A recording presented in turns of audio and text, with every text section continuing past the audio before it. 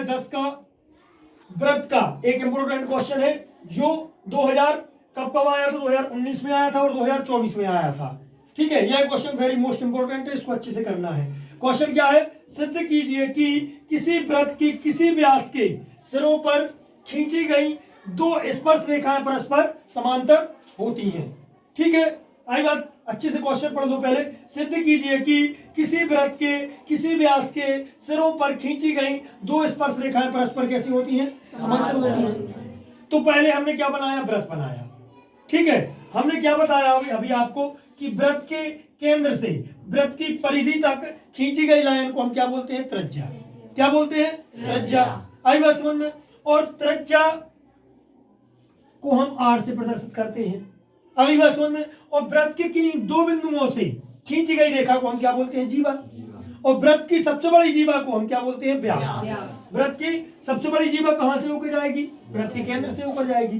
देखो, यदि हम यहाँ लाइन खींचेगी छोटी, और दूर खींची थोड़ी और बड़ी, और दूर खींची थोड़ी और बड़ी, और यहाँ पे सबसे बड़ी लाइन रहेगी जो वो क्या कहलाएगी, व्रत की सबसे बड़ी जीवा। क्या कहलाएगी, व्रत की सबसे बड़ी जीवा। और व्रत की सबसे बड़ी जीवा को हम क्या बोलते हैं, व्रत का व्यास बोलते हैं। व्यास त्रिज्या का कैसा होता है, दुगना।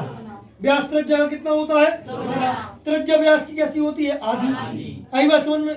और समांतर रेखाएं क्या होती हैं, दो लाइनें जो एक दूसरे को कभी भी ना काटे, वो क्या होती हैं, समांतर रेखाएं। एक बात और सुन लो, यदि हम एक लाइन खींचे और ऊपर से एक सीधी लाइन खींच दें, एक लाइन हमने खींची और ऊपर से एक सीधी लाइन खींच दी, तो यहाँ पे जो कोण बनेगा वो कितने अंश का बनेगा, 90 अंश का कोण। तो एक लाइन ये है और ऊपर से हमने एक सीधी लाइन खींच दी, तो यहाँ पे जो कोण बनेगा वो कितने अंश का बनेगा, 90 अंश का कोण। देखो यहाँ पे लिखा है स्पर्श रेखा पर स्पर्श बिंदु से जाने वाली त्रिज्या हमेशा कैसी होती है, लंब होती है। ये फिर में भी होती है, अब ये अपन ने पढ़ी है। क्या फिर में पढ़ी है कि यदि व्रत से जाने वाली स्पर्श रेखा, ठीक है, स्पर्श बिंदु से खींची गई त्रिज्या पर क्या सी होती है, लंब होती है। आई बात समझ में। तो हमें सबसे पहले क्या करना है, व्रत खींचना है। व्रत में ओ क्या है, केंद्र है। ओ क्या है, केंद्र है। हमने व्रत में ओ क्या लिया, केंद्र लिया। अब हमें क्या करना है, एक व्यास बनाना है। तो पी क्यू हमने क्या बना दिया, व्यास बना दिया। अब व्यास पर हमें दो स्पर्श रेखाएं खींचनी है। खींची तो एक स्पर्श रेखा हमने ए भी खींच दी और एक स्पर्श रेखा हमने क्या खींच दी, सी डी। अब हमें दिख रहा है कि इसमें ये दोनों लाइनें कैसी हैं, समांतर हैं। लेकिन वो क्या बोल रहा है कि सिद्ध कीजिए। आई बात समझ में। तो व्यास के स्पर्श बिंदुओं पर खींची गई दो स्पर्श रेखाएं हमेशा कैसी होती है, समांतर होती हैं। होती तो है, लेकिन ये हमें क्या करना है, सिद्ध करना है। तो उसके लिए हम क्या लिखेंगे, हल। पहले लिखेंगे माना पी क्यू एक ओ केंद्र वाले व्रत का व्यास है। माना पी क्यू ओ केंद्र वाले व्रत का क्या है, व्यास है। ये हमने मान लिया। ठीक है, जिसके सिरों पर पी और क्यू पर, जिसके सिरों या स्पर्श बिंदु पर, जिसके सिरों पी और क्यू पर स्पर्श रेखाएं क्रमशः, मतलब क्रमशः लिख दिया। क्रमशः का मतलब ये होता है कि पहले का संबंध इससे है और दूसरे का संबंध इससे है। मतलब बिंदु P पर स्पर्श रेखा क्या है, AB। बिंदु P पर स्पर्श रेखा AB है और बिंदु Q पर स्पर्श रेखा क्या है, CD। बिंदु Q पर स्पर्श रेखा क्या है, CD। आई बात समझ में। ये उन्होंने अपन को क्वेश्चन में दे दिया था। अब हमें सिद्ध करना है कि ये दोनों समांतर है कि नहीं है। तो सबसे पहले हमें क्या देखना है, OP। देखो यहाँ पे OP कौन सी लाइन पे लंब है, OP किस लाइन का लंब है, AB का। तो OP लंब है AB पर। देखो OP लंब है AB पर।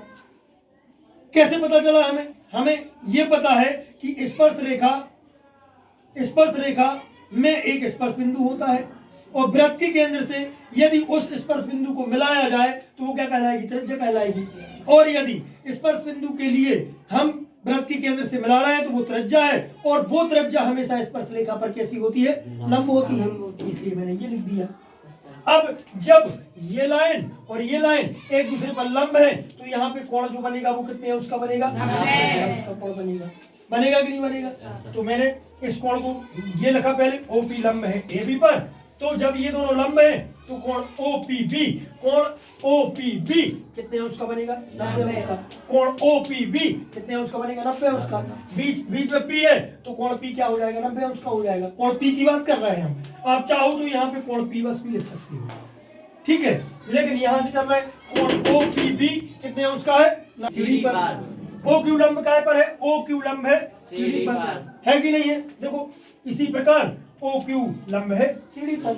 अब जब यहाँ पे इस वाली लाइन पे ये वाली लंब है तो यहाँ कितने अंश का कोण बनेगा? 90 अंश का कोण बनेगा, क्योंकि हमने लिख लिया है, यहाँ पे देखा है हमने, इस पर में से देखा है कि इस स्पर्शरेखा पर इस पर बिंदु से जाने वाली त्रिज्या हमेशा कैसी होती है? लंब होती है। तो जब ये लंब है तो यहाँ पे OQC, देखो OQC, OQC, OQD या OQC, ये दोनों कितने अंश के कोण बनेंगे? 90 अंश के कोण बन जाएंगे। अब चूंकि यहाँ पे 90 अंश का कोण बना है तो यहाँ पे भी 90 अंश का कोण बनेगा। हमें एकांतर कोण से पता है, यदि दो लाइनें समांतर खींच दी जाए और उसको एक लाइन ऐसी खींची जाए जो काटे, तो जितना कोण यहाँ पे Z बनेगा, देखो ये बन रहा Z, बन रहा कि नहीं बन रहा? जितना कोण यहाँ बनेगा उतना ही यहाँ बनेगा। इसे हम क्या बोलते हैं? एकांतर कोण बोलते हैं कि नहीं बोलते? तो यहाँ पे मान के चलो कितना बना? 10 अंश का बना, तो यहाँ पे भी 10 अंश का बनेगा।